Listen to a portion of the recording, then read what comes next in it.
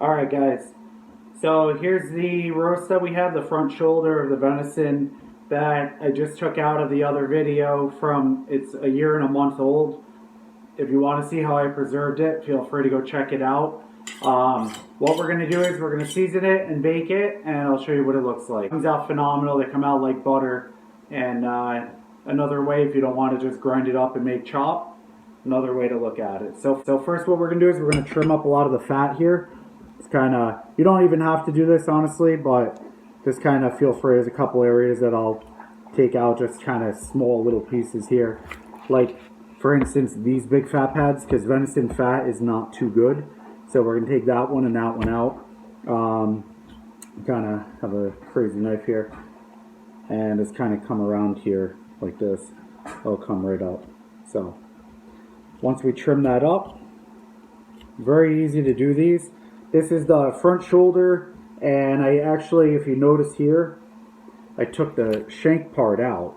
Why? Because I love eating the shank. Shanks are one of my favorite, so that's what we try to do that a lot. So I'm going to finish trimming this up, and I'll get back to you. Trying to hold this and do it one-handed is not too easy. Just trying to show you what I'm doing here. You could keep it, but I'm not really a fan. Gives the meat a foul flavor. It'll just start to lift. Pretty easy to pull it out. You can see here, you can even do it with your fingers pretty much.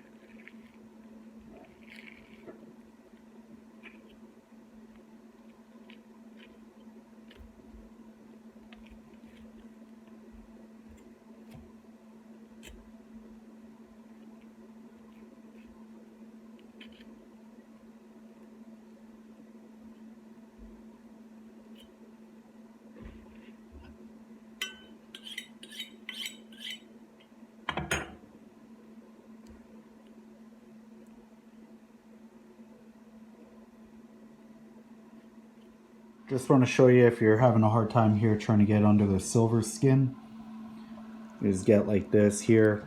You don't have to because you're baking it, slow baking it, but if you just kind of put your knife under it, you can see the blade and tilt it upward. You can ride that silver all the way up, and that'll separate it from the meat. And then you hit a part of the scapula bone right there, and it'll peel it right back. So kind of, I'm not trying to take all of it away, honestly. I'm trying to leave it, but there you go, and we'll kind of clean it through. Here's the bone here coming across, and most of it will just break down, kind of like doing a shank. All right, so once you have this done like that, there's all the fat and silver that I want to take off. It's all going to be discarded. Here's your meat. You don't have a ton of meat on a front shoulder, and this wasn't an old buck, but you have good meat. So right here, I'm going to take my knife. I'm going to make cuts. Feel the bone. It's kind of all around. Just like that. Okay.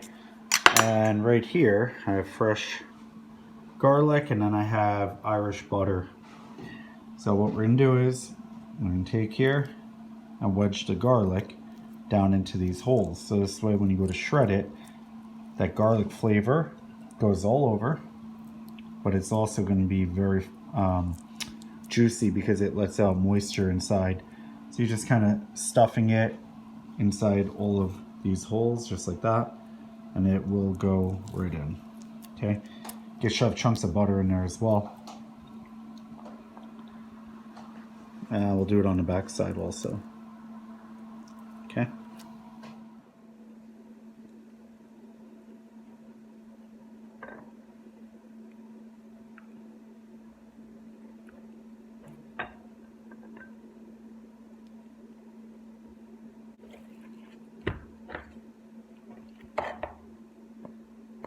Here you don't have a lot to go real deep, so I'll just do that. A couple pieces here and there where we can fit them in.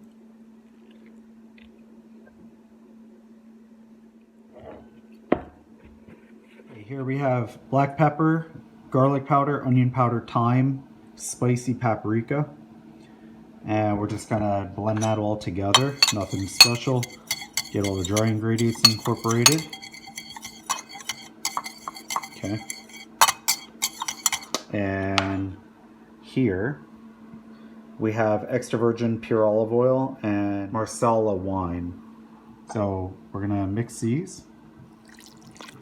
Okay, you have probably about 4 tablespoons of each.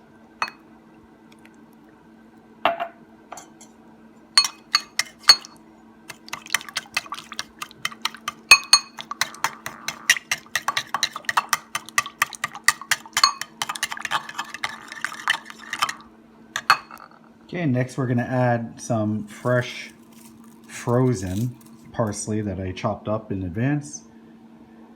That's gonna get incorporated. And what we're gonna do is we're just gonna lather it on there. I don't want this to get all runny and drippy. Drippy, is that a word? I don't know. Today it is. So just put it all over, get it out, you know, nice and thick, stir it up.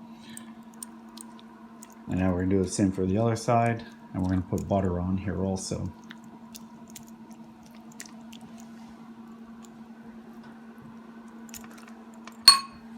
Okay, same thing on this side now.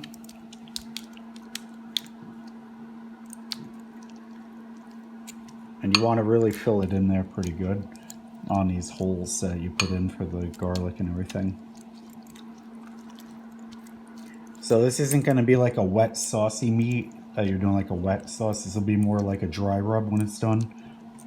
So you want to bake it and have it dry up and allow the moisture to come out of it.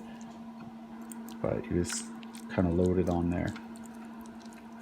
It's going to be very good. Okay, so you put that Irish butter on there. This is very rich, and try to put it up high so as it melts, it coats down all over the meat and it cooks and incorporates into it. This is going to make it very juicy, delicious, succulent, and with all the seasoning, it's just going to fall apart in your mouth.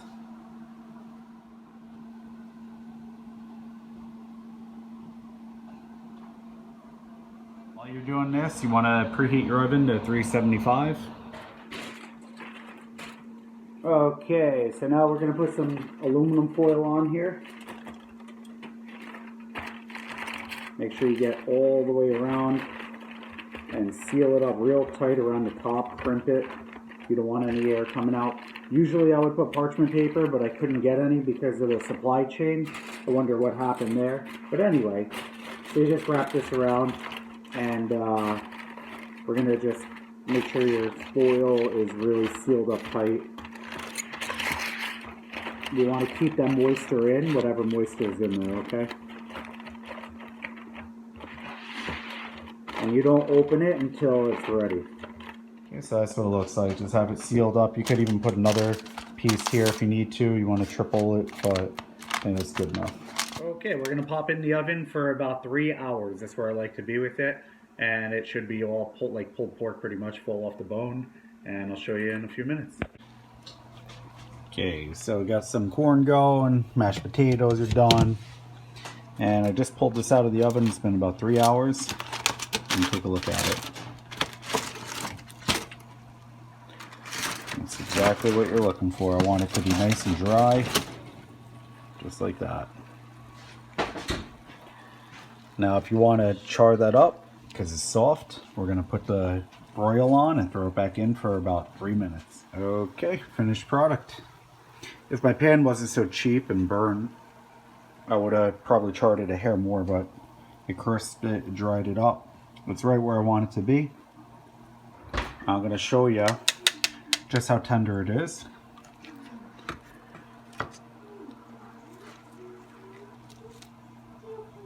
Pulled. See that? It'll peel right apart, right off the bone. So a good thing that you could do, being that it's like shredded, long strands, you could chop it up, fry it back up, and put it in a tortilla with cilantro and parsley and all that too. And you can have a really good set of tacos. But it's just some awesome, awesome meat. Corn with some parsley, mashed potatoes, and there's the venison. That glaze is actually what comes out of it from the Marsala wine and the olive oil. So here it burned obviously a little bit, but if I had a better tray I would put more liquid. And look how gelatinous. Oh, I can't wait to eat this. It's my favorite. When I get shanks and stuff like that. How good does that look? So that's another way you could try a shoulder instead of chopping it up and making burger. This comes out good. All right.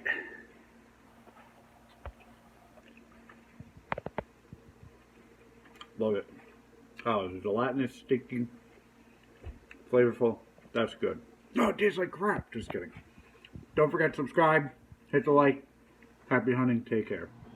The only thing to make it better is some hot jarred peppers that were smoked first and then jarred up. And a side of ranch to dip it in. Bon appetit. And this is the best part of the meal, if you ask me. All the gelatin. I love that. As you can tell, it was delicious.